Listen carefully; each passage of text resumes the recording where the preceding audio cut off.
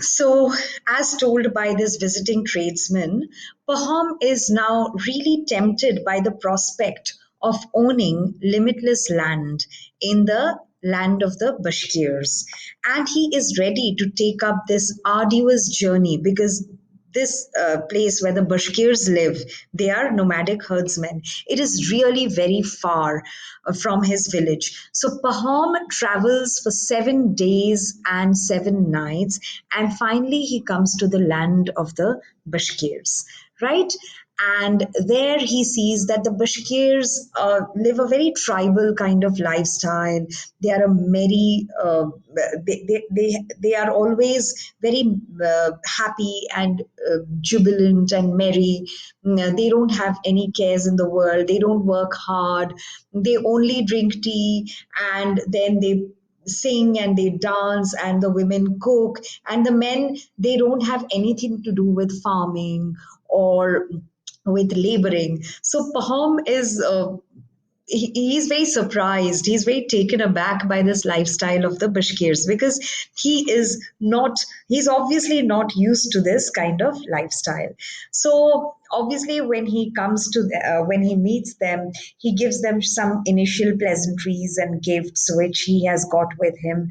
And the Bashkirs are very happy and they get an interpreter because they don't speak Russian. Now, they are nomadic tribesmen of the steppe grasslands, right? So the interpreter, of course, asks Pahom why he has come to the land of the Bashkirs, and Pahom tells the Bashkirs that he believes that their land is beautiful. It is, and he describes his land, the land from where he comes, as exhausted of its potential. So he says, I would like, he tells the Bashkirs that I would like to get land from you and have it for my own and till it and sow seeds on it and have crops on it. So he explains this to them, and the Bashkirs seem to be very open to the idea. And they say, yeah, why not? They discuss amongst themselves, and they were it to Pahom, it appears that they are very amused at the proposal, and they laugh and they shout, and then they are silent. And the interpreter tells Pahom that they wish me to tell you that in return for your presence, they will gladly give you as much land as you want. You have only to point it out with your hand, and it is yours.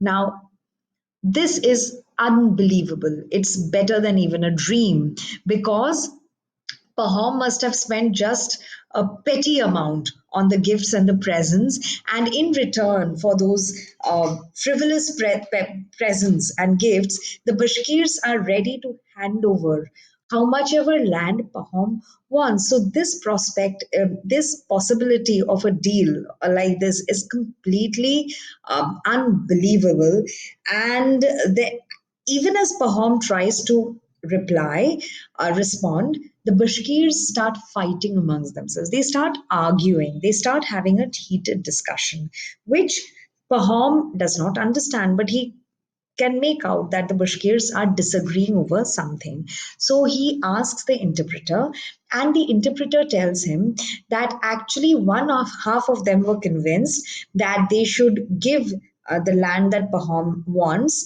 directly and straight away because he's got them so many gifts. But the other half wants to wait for the chief of the Bashkirs to come and to act in his presence. They do not want to sideline the chief who is not with them at the moment.